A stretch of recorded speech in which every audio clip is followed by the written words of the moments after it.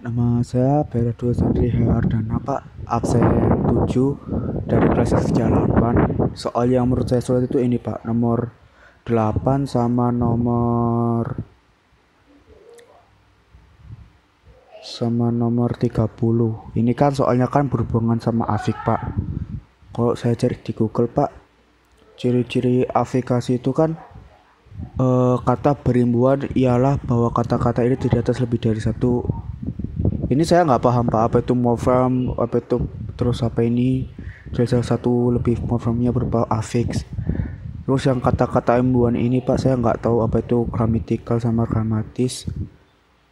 Terus kata berimbuhan ialah bahwa dalam proses jadi kata-kata itu terjadi pula beberapa kelas kata dan bentuk dasar. Ini saya juga nggak paham Pak.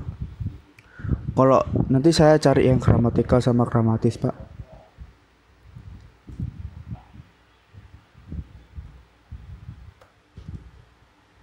Kalau saya cari di Google Pak, makna gramatikal dan makna gramatis itu mana leksikal adalah mana yang seperti yang ada di kamus.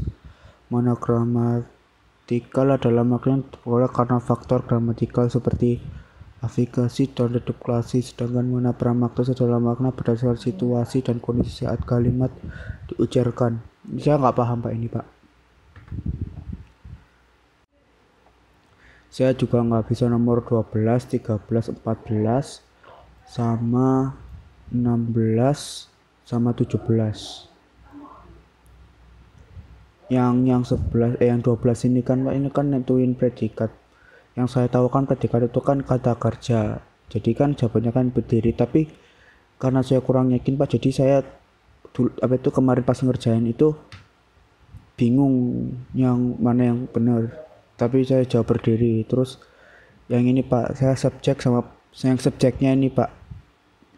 Subjek yang saya tahu itu kan itu Pak, kayak berupa manusia gitu Pak, sama subjek yang saya tahu itu kayak manusia, hewan atau tumbuhan gitu Pak. Ini tapi kan ini kan nggak ada Pak. Jadi saya bingung juga Pak. Terus yang kalimat simpleks, saya nggak bisa kalimat simpleks sama kalimat kompleks Pak.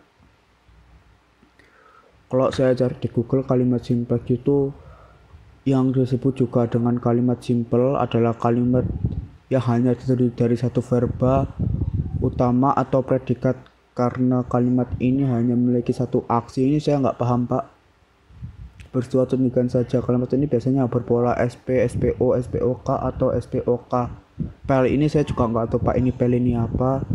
Terus karena ini Bapak jawabannya kan yang saya tahu kan subjek itu kan yang hewan, manusia, atau tumbuhan gitu Pak. Ini saya juga bingung Pak, soalnya nih subjeknya tiga-tiganya pasien, ayah pasien. Terus yang ini saya nggak jawab Pak, nggak mungkin saya jawab soalnya saya nggak tahu ini kalau dalam budaya itu subjek apa enggak. Terus yang 17 Pak, ini karena saya nggak bisa kalimat simpleks, jadi saya juga nggak bisa kalimat kompleks.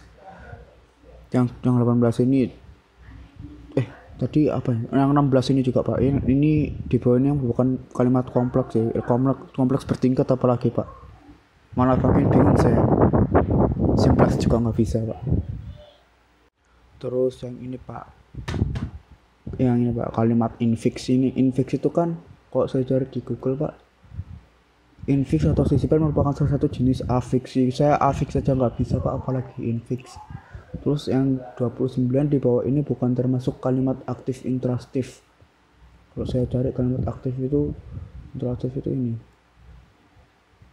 Apa yang dimaksud dengan kalimat aktif dan apa pengertian kalimat aktif interaktif dan juga perbedaan dari keduanya. Lalu bagaimana contoh kalimat transitif yang benar? Kalimat aktif dalam KBBI mengabarkan proses perbuatan atau keadaan verba adalah kategori yang dominan dan berfungsi sebagai predikat dalam klausa.